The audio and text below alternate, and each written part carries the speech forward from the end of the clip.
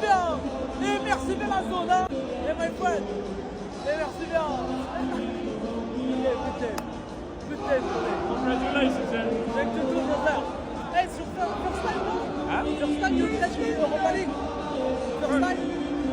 Long time ago, 10 years ago. Ah, 10 years ago. Good level, good game. Ah, good game.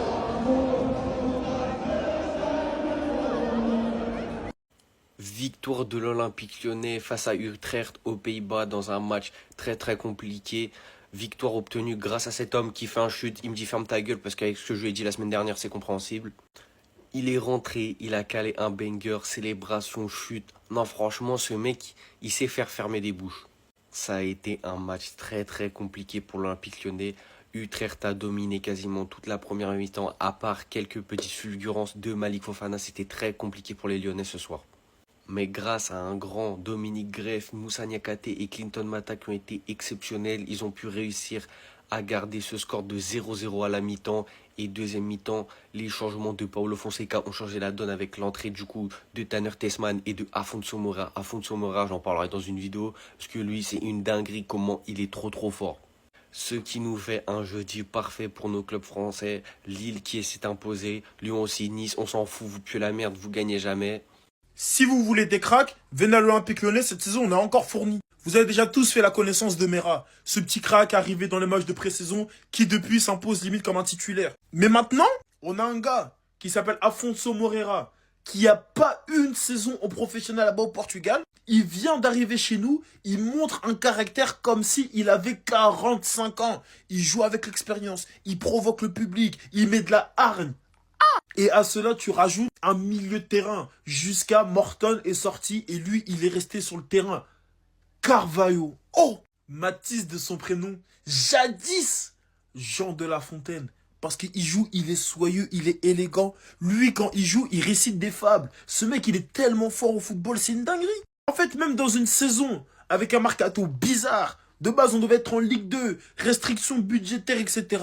On a toujours des pépites et Lyon va vivre grâce à pépites. Et quand les pépites ne viennent pas du centre de formation, eh ben on recrute bien. En tout cas, les Marseillais, c'est comme ça qu'on gagne un match de Coupe d'Europe. Bon les Lyonnais, en vrai de vrai c'est le moment de dire que Tessman c'est le meilleur joueur lyonnais depuis le début de saison. Sur tous les matchs de Ligue 1, il a prouvé qu'il était indispensable et aujourd'hui encore. Déjà vendredi dernier, il te donne les 3 points face à Angers en marquant son but. Aujourd'hui il y avait 0-0, match très chaud pour Lyon, c'était vraiment, ils auraient pu perdre à tout moment. Tessman rentre. Et Tessman vient mettre un de ses pétards pour délivrer Lyon en Europa League. Tellement le pétard était puissant, le caméraman s'y attendait pas. Il filmait même pas la cage. Tellement on s'y attendait pas, tellement la frappe était puissante. Alors oui, je viens de dire que Tessman est le meilleur lyonnais depuis le début de saison. Mais ça se tape avec Niakhaté. Parce que Niakhaté, il dégage de plus en plus un leadership, une sérénité incroyable. Je me rappelle que l'année dernière, les Lyonnais se plaignaient beaucoup de son jeu de relance, du fait qu'il était capable de faire des erreurs. Mais cette année, sur la relance, il est irréprochable. Il dégage une sérénité de fou et un leadership de fou. Il parle à tout le monde sur le terrain. C'est le patron de cette équipe et il faut le dire. Par contre, ce mec-là, en termes d'intégration pour une nouvelle recrue à Lyon, j'ai rarement vu ça. Déjà, le mec, son entrée à Rennes, il y avait 1-0 pour Rennes. Il se fait mélanger par Kader Meïté, 17 ans, on n'en a pas fait assez. Et aujourd'hui, pareil, en retard sur toutes les attaques adverses. Il était tout le temps en retard, il était tout le temps à la ramasse. Et Balopier, il dégageait aucune sérénité, c'était pas du tout serein, il pouvait faire une erreur à tout moment. Il faudra me dire aussi, comment tu fais pour te passer de Tagliafico? Aujourd'hui, gros match de Tagliafico. Comment tu fais pour mettre Abner Vinicius à sa place? Je comprends pas. T'as besoin d'un mec comme ça, avec de l'expérience de fou, qui te gratte des fautes, qui a une grinta de fou. En tout cas, voilà, les Lyonnais prennent le principal. Les 3 points, c'était un match compliqué dans leur stade là-bas, là, ça jouait bien. Mais voilà, le principal est fait.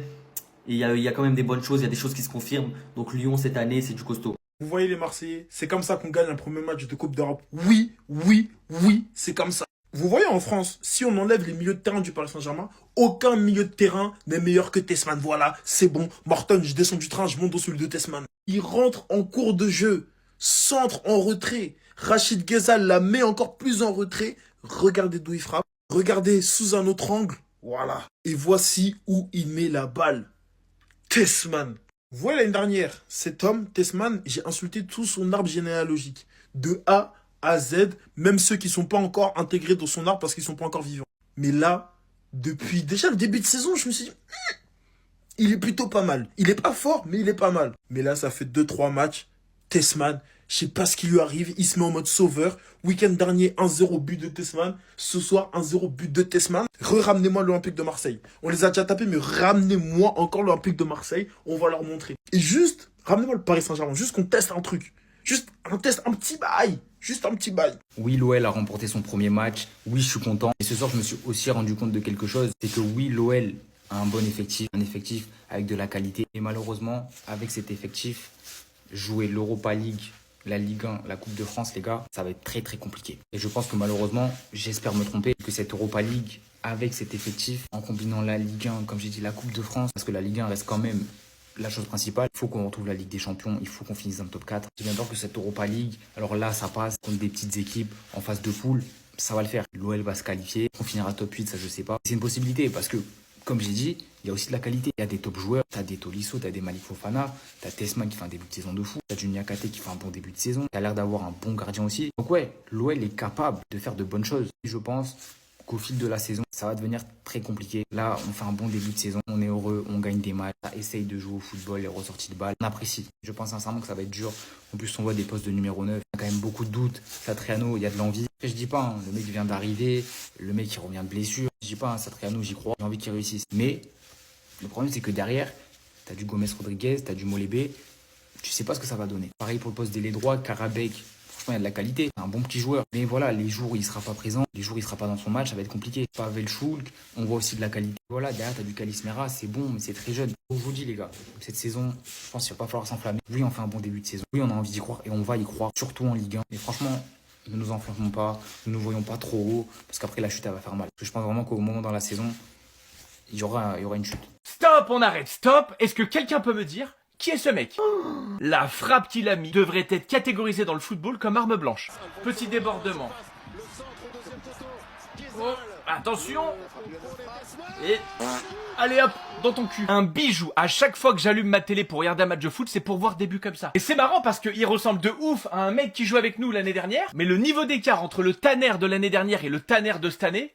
L'année dernière, on avait la version bêta de ce mec. Bête tout court d'ailleurs. C'était pas Tanner Tessman, c'était Tamer Hessman. Mais alors là, franchement, chapeau, hein. Le mec est bouillant. Et heureusement qu'il nous sort de ce match piège, parce que j'ai quand même trouvé ça compliqué. On était constant, on était costaud. Après, je vous cache pas que le premier quart d'heure comme le dernier, heureusement que j'avais mon best friend, sinon c'était chiasse intégrale. Mais l'OL, pour le moment, le fait est que c'est costaud. On a joué 6 matchs et on a obtenu 5 clean sheets. Il y a quelques saisons de ça, et il y a pas besoin de partir très loin. En 6 matchs, on avait déjà pris des wagons de buts. On était en crise, on parlait déjà qu'il fallait changer des entraîneurs, on parlait déjà du mercato hivernal parce que le mercato estival était raté. Et là, les mecs, le seul constat qu'on peut faire, c'est que cet été, on a la Michel Camp qui est venu faire un ménage de printemps incroyable. Sur le sportif, on a enfin remis le football au centre. Tu démarres ta campagne européenne par une victoire, t'es sur le podium en championnat. Pour terminer cette vidéo, j'aimerais mettre la lumière sur un joueur qui, pour moi, a été capital et super bon. Messieurs, dames, Mathys de Carvalho. Putain que c'est fort, le mec il joue avec une maturité de jeu, parce qu'au milieu de terrain on a beaucoup parlé de Mera, on a beaucoup parlé de Morton, on est en train de beaucoup parler de Tessman, et on a un petit jeune là qui fait pas de bruit, qui a fait une superbe entrée face à Angers. Aujourd'hui c'est un choix fort du coach, on le met titulaire sur un match qui était compliqué.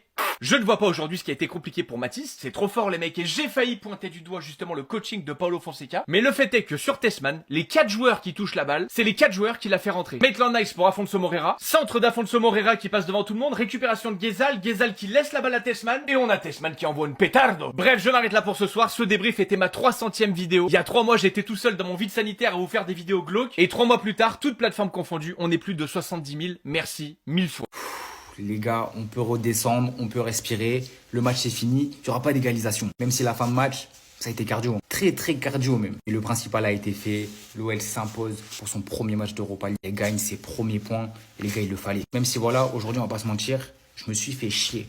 Devant ma télé, je m'ennuyais à mort. Parce que la première mi-temps, les gars, il s'est rien passé. Les seules choses qui s'est passées, c'était ça en fait.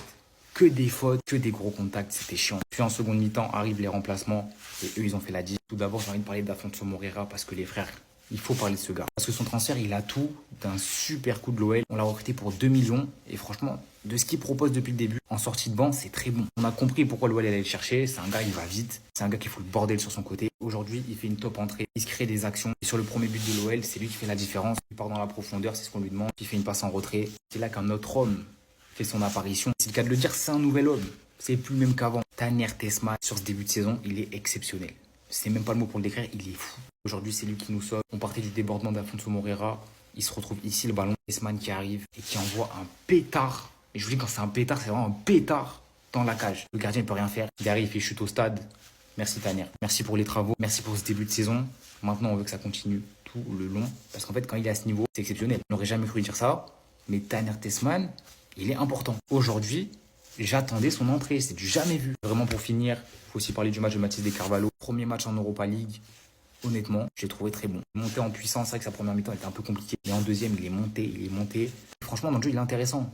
Il se cache pas, il demande des ballons, il gratte des bonnes fautes. Il a déjà l'air archi intelligent dans son jeu. Donc franchement, c'est parfait. On est parti pour les notes de ce Utrecht-Lyon. Et on commence avec Dominique Griff. Deuxième match, deuxième clean sheet. Il sort les arrêts au bon moment. Au pied, il a été vraiment propre. 7 sur 10, pas un match où il a été sursollicité, mais sérieux, propre, bravo. Kluivert, je vais mettre 3 sur 10.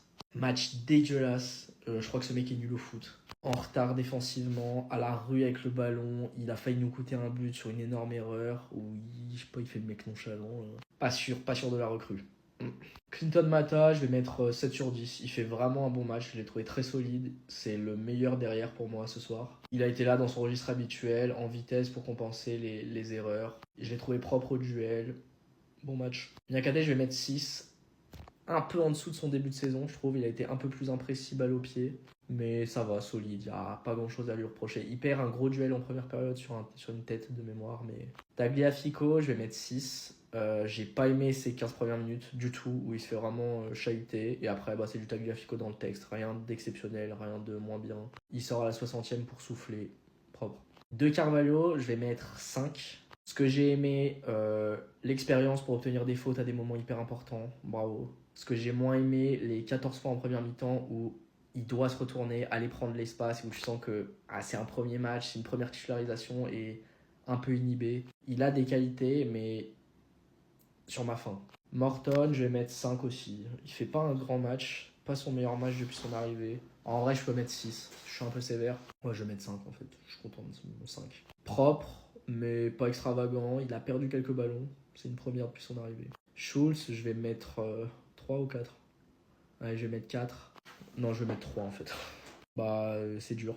C'est dur. À part son entrée contre Angers, c'est dur. Et là, c'était dans la lignée de ce qu'il avait fait sur ses bouts de match. Trop discret, trop imprécis techniquement. Il y a des contrôles qui partent sur le parking.